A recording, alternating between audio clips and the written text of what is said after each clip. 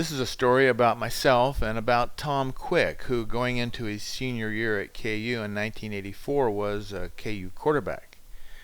In the spring of 1984, Tom was having trouble throwing, and we were trying to look him over and decide what was going on with the shoulder.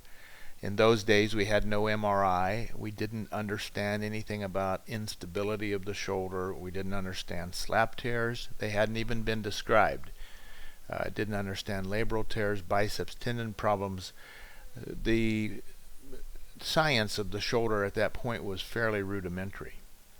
Arthroscopy was just coming in, however, on the knees, and I was starting that, and I was very interested in expanding to the shoulder. To my knowledge, nobody in the Kansas City area had done this yet, and I had been to a number of courses and visited a number of experts and was really eager to try this. So in June of 1984, I said to Tom, "I've never done a shoulder arthroscopy, Tom, but do you want to be the first to do this?" And he said, "Let's do it." And so basically, that's how this started. We arthroscoped his shoulder, and in a way, it led me down a path that was hard to correct because his shoulder arthroscopy was so easy. We found a cartilage tear in it that was very simple to remove. I kind of got led down a path thinking, this shoulder arthroscopy is going to be easy and it's going to be cool. As it turns out, it's not that easy, and the problems are more complicated. But his particular problem, which we didn't see very often, worked out really well. So basically, we went ahead to arthroscope the shoulder, and there was a cartilage tear there. I removed the cartilage tear, and he was throwing pretty well within a month. So I thought I was going to be a huge hero. But then they moved Tom to wide receiver, and so he was no longer a quarterback. Turns out, however, he was the star of the Oklahoma game when KU defeated Oklahoma in 1984, and Troy Aikman's team that came here, and Tom caught a touchdown pass in the end zone that I can still visualize to this day from my vantage point on the sideline.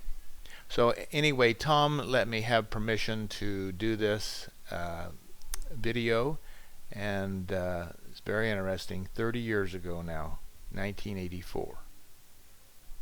Before we look at some video of arthroscopic surgery, I wanted to give you a perspective of what we would be looking at. In arthroscopy, we see the leaf and not the tree and not the forest. If you look at this picture of a knee joint with the kneecap removed, you can see the end of the femur, the upper end of the tibia, the cartilages in between the bones, and two ligaments crossing in the middle. That's fairly recognizable even if you're not experienced in medicine. This is something that gives a perspective as to what you're looking at.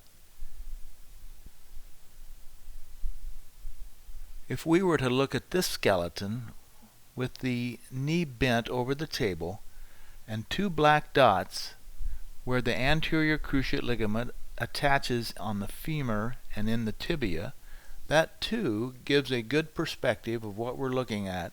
Even if you're not experienced in medicine or knee problems, you have a feel for that. Out of the blue, if we showed you this picture, you'd probably have trouble recognizing what you're looking at.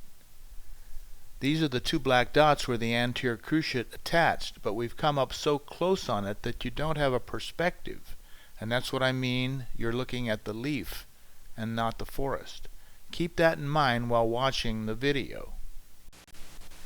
This is the first arthroscopy I did, and as we come into the joint, the ball of the ball and socket joint is at the top, and this material straight ahead is the torn cartilage, and below that in the bottom of the screen is the socket.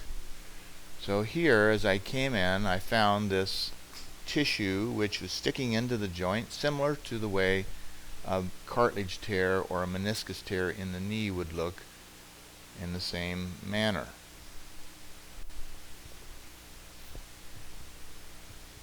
This was now 30 years ago, so our instrumentation was not quite as good as what we have now, obviously.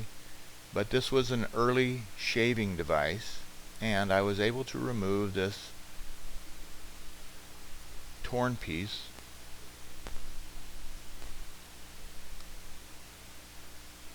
And then this removed the offending piece that was catching in his shoulder as he would try to throw. So Tom has gone on to be a big-time official in several of the big conferences, and he's also a successful businessman. And, by the way, he says that he doesn't have any shoulder problems.